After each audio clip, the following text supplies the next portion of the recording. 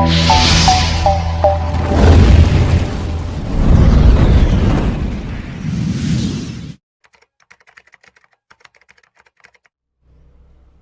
సొమ్ము అల్లుడు దానం చేసినట్టు ఇది పాత సామెత. చంద్రబాబు నాయుడు వచ్చిన తర్వాత ఆ సామెత కాస్త మారిపోయింది. అత్త సొమ్ము ఎట్లయితే అల్లుడు దానం చేసినాడో ప్రజల యొక్క సొమ్మును పాలకులు దానం చేస్తున్నారు. ఈ భారతదేశ చరిత్రలోనే ఈ రాష్ట్రంలో ఈ రాష్ట్ర ముఖ్యమంత్రి అవలంబిస్తున్నటువంటి విధానాన్ని భారతదేశ చరిత్రలో ఏ ముఖ్యమంత్రి అవలంబించాలి.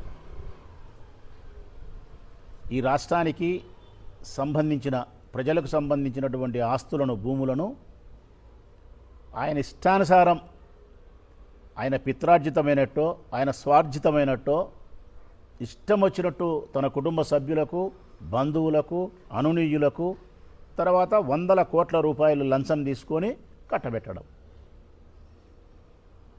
అసలు ప్రజలు ఏమనుకుంటున్నారో అనేది కూడా పట్టించుకోవడంలే. తిరిగి మళ్ళీ ఎన్నికల్లో నేను గెలవాలన్నా గెలవకూడదు అనేది కూడా ఆయన పట్టించుకోలే. ఇదే చివరి అవకాశం అనుకున్నాడు. దొరికినట్టు దోచుకోవాలనుకున్నాడు. దీపం ఉండగానే ఇల్లు చక్కబెట్టుకోవాలనుకున్నాడు. చక్కబెట్టుకుంటున్నాడు. అసలుకి ఈరోజు అన్యాయం అయితే 5,000 కోట్ల రూపాయల విలువ కలిగినటువంటి ఆస్తి విశాఖపట్నంలో 5,000 కోట్లు, 54 ఎకరాల 79 సెంట్లు, 54 ఎకరాల 79 సెంట్ల స్థలాన్ని లోకేష్ తోడల్లుడు అంటే బాలకృష్ణ గారి చిన్నల్లుడు భరత్ ఎంపీ, ఆయన గారి గీతం వర్సిటీకి విశ్వవిద్యాలయానికి ఈ 54 ఎకరాల 79 సెంట్లను కట్టబెట్టేదానికి రంగం సిద్ధం. దీని విలువ ఎంత అని చూస్తే ఎకరం 100 కోట్లు. 5,000 కోట్ల నుంచి 5,500 కోట్ల రూపాయలు విలువ చేసే ఈ స్థలాన్ని ఊరికిచ్చేస్తున్నాడు. ఈ నెల 30 తారీఖున విశాఖ కార్పొరేషన్లో కౌన్సిల్లో మీటింగ్కు అజెండాకు తెచ్చినారు. ఇదివరకే 22A ఉండే నిషేధిత జాబితాలో ఉండే ఈ భూములను నిషేధిత జాబితాలోంచి తొలగించినాడు. మార్టిగేజ్ చేసి బ్యాంకులలో రుణాలు ఇప్పించేదానికి అనుమతులు ఇచ్చినాడు. ఎవరి సొమ్ము ఎవరిస్తున్నారని అడుగుతున్నా ముఖ్యమంత్రిని మేము. ఇది మీ అబ్బగారి సొమ్మ ఏమన్నా, మీ నాయనగారి సొమ్మ ఏమన్నా? ఇది నీకు అంత మోజు ఉండి అంత ఇవ్వాలనుకుంటే నీ హెరిటేజ్ కంపెనీ నువ్వు అక్రమంగా సంపాదించినటువంటి ఆస్తులను కట్టబెట్టు. ఈరోజు గీతం కన్యావు, నిన్న లూలు అంటావు, మొన్న ఇంకొకటి అంటావు, రియల్ ఎస్టేట్ సంస్థలకు ఇస్తావు. ఆ లూలు మీద అంత లవ్ ఏమో మాకు అర్థం కావడంలే. ఏమంత లవ్ లూలు మీద? 1,100 కోట్ల రూపాయలు విలువ చేసే భూములను 99 పైసలకు నువ్వు విక్రయమా? అది కూడా లీజు కూడా కాదు, విక్రయమే. ఎక్కడైనా ఒక పరిశ్రమను స్థాపించాలంటే ఏ ప్రభుత్వమైనా కానీ అమ్మడానికి, పూర్తిగా వాళ్ళకి విక్రయించడానికి అవకాశం లేదు. కారణం జీవో నెంబర్ 571 స్పష్టంగా చెప్తా ఉంది. జీవో నెంబర్ 571 ప్రకారము ప్రభుత్వానికి సంబంధించినటువంటి ఆస్తులను, భూములను ప్రైవేటు సంస్థలకు అమ్మడానికి, అప్పజెప్పడానికి అవకాశం లేదు. దీనిపైన సుప్రీంకోర్టు కూడా స్పష్టమైనటువంటి ఆదేశాలు జారీ చేసింది. కోర్టులంటే భయం లేదు, ప్రజాస్వామ్యం అంటే గౌరవం లేదు, ప్రజలంటే నీకు ఏమాత్రమే కానీ స్ఫురణే లేదు. ప్రజలను గాలికి వదిలేసినావు, ప్రజాస్వామ్య విలువలను పాతరేసినావు, న్యాయస్థానాలను పట్టించుకోవడంలే. నీ ఇష్టానుసారం నీవు, నీ కొడుకు, ఇంకా నీ కొడుకు అయితే ధన పిశాచి, రక్త పిశాచి. నేను చెప్తాను కదా స్పష్టంగా, ధనం సంపాదించాలనే యావదప్ప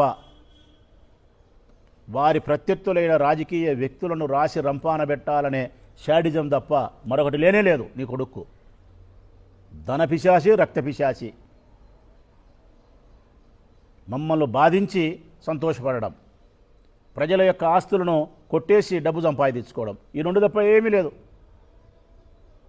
నిస్సిగ్గుగా చెప్తున్నాడు నీ కుమారుడు మొన్న లోకేష్ బాబు. ఇస్తా, ఏం నా ఇష్టం, ఇస్తా, 99 పైసలకు లీజుకి ఇస్తా. ఒక విలేకరు అడిగిన ప్రశ్నకు భూములను మీరు దారాదత్తం చేస్తున్నారు కదా అంటే ఇస్తా, ఏం నా ఇష్టం. ఏవి అహంకారం? రాష్ట్రంలో ఉండే ప్రజాస్వామ్య బాధులంతా కూడా నువ్వు ఇచ్చిన దానికంటే కూడా ఏమిస్తా అని నువ్వు మాట్లాడిన అహంకారపూరితమైన మాటకు తీవ్రమైనటువంటి అభ్యంతరాన్ని వ్యక్తపరుస్తున్నారు. మీ అబ్బ సొమ్మ ఇవ్వడానికి అంటున్నారు. ఏమింత అహంకారం నీకు, అధికారం చూసుకొని అంటున్నారు. ఈ అధికారం శాశ్వతమా? నువ్వు 2 సంవత్సరాలు ఉంటే పోతుంది ఈ అధికారం. ఇవ్వడానికి ఎవరి కోసం ఇస్తావు? మీ నాయన సంపాదించిన హెరిటేజ్ కంపెనీని అయితే ఇస్తా, నా ఇష్టమను. మా ఆస్తి ఎట్లిస్తావయ్యా నువ్వు 99 పైసలకు? మళ్ళీ దానికి ఒక అబద్ధం. 500 ఫార్చ్యూన్లో ఉండే సంస్థలకు ఇస్తా అంటావు. అన్నీ మేము చూసినాం, గూగుల్లో పోయి సెర్చ్ చేసినాం. నువ్వు ఏ లూలు కంపెనీకి, ఏ ఆర్టీ కంపెనీకి, ఏ రియల్ ఎస్టేట్ సంస్థలకు ఇచ్చినావో ఇవన్నీ కూడా నువ్వు చెప్పినట్టు 500 ఫార్చ్యూన్లో లేవు. అంటే పరిశ్రమలను స్థాపించడానికి ఏ ప్రొసీజర్ అయితే ఉందో 500 ఫార్చ్యూన్ అంటే కనుక ఇదిగో ఈ పరిశ్రమలన్నీ కూడా శక్తివంతమైనటి పరిశ్రమలను స్థాపించడానికి కావలసినటువంటి ఆర్థిక మిగతా శక్తులు ఉన్నాయి, ఉపాధి ఉద్యోగ కల్పనను కల్పించడానికి కావాల్సిన శక్తి ఉందని చెప్పి ఒక లిస్ట్ అవుట్ చేస్తుంది కంపెనీలను, పరిశ్రమ సంస్థలను. ఆ సంస్థలు ఏదైతే 500 ఫార్చ్యూన్లో ఉంటాయో అవి కొద్దిగా నమ్మబలికినేటి. నువ్వు ఇచ్చిన లూలు, లాలు, బాలు ఇవన్నీ కూడా 500 ఫార్చ్యూన్లో లేవు. అంటే ఎన్ని రియల్ ఎస్టేట్ సంస్థలు, ఎన్ని బోగస్, వాళ్ళతో మీరు 100 కోట్ల రూపాయల డబ్బులు కొట్టేసి వాళ్ళ కట్టబెట్టే ప్రయత్నం. మీ దగ్గర నుంచి ప్రభుత్వం దగ్గర నుంచి వాడు విక్రయం చేస్తున్నావు, రేపొద్దున వాడు సంస్థ పెట్టడు. ఆ సంస్థ రేపొద్దున పరిశ్రమ పెట్టదు. ఎవరు దీనికి సమాధానం చెప్పాలా? పరిశ్రమ పెట్టలేదు కాబట్టి నా భూమి నాకు అని అడగడానికి కూడా నువ్వు అవకాశం లేకుండా మనకి కట్టబెడతావు నువ్వు. అందుకే ఈ తప్పు. ఒకవేళ ఏ సంస్థకైనా నువ్వు ఇవ్వాలనుకుంటే నమ్మదగినటువంటి సంస్థకు ఇవ్వాలా. అది కూడా విక్రయం చేసే అధికారం లేదు, లీజుకి ఇచ్చే అధికారం ఉంది. లీజులో కూడా కండిషన్ పొందుపరచాలా. నువ్వు చెప్పిన పరిశ్రమను స్థాపిస్తేనే, నువ్వు చెప్పిన మేరకు ఉద్యోగ ఉపాధి కల్పనలు కల్పించగలిగితేనే ఈ కండిషన్ నీకు వర్తిస్తుంది. ఈ భూమిలో నువ్వు వ్యాపారం చేయడానికి ఓకే. ఒకవేళ నువ్వు మాకు మాట చెప్పి రేపొద్దున మా భూమిని తీసుకొని వ్యాపారం చేయకపోతే, ఇక్కడ ఆ పరిశ్రమను స్థాపించకపోతే నీ సొమ్ము నీ కాడు ఉంటుంది, మా సొమ్ము మా కాడు ఉంటుంది అనే దానికి ఉంటుంది. అట్లా కాకుండా ఈరోజు విక్రయమే చేస్తావా? నీ ఇష్టానుసారం అయిపోయింది. ఎన్నికల కంటే ముందు ఈ పెదమని చెప్పిన మాట ఏంది ప్రజలారా? ప్రజలను అడుగుతా ఉన్నా ఈరోజు నేను. ఎన్నికల కంటే ఈ పెదమని చెప్పిన మాట ఏంది? జగన్మోహన్ రెడ్డి అప్పులు చేసి మీకు పంచుతున్నాడు, నేను అప్పులు చేయకుండా సంపద సృష్టించి మీకు పంచుతా అని చెప్పినాడు. కనీసం నువ్వు ఒప్పుకున్నావు జగన్మోహన్ రెడ్డి గారిని. అప్పులు చేసి మీకు పంచుతానాడన్నా ఒప్పుకున్నావు, అప్పులు చేసి దాచిపెట్టుకోలే.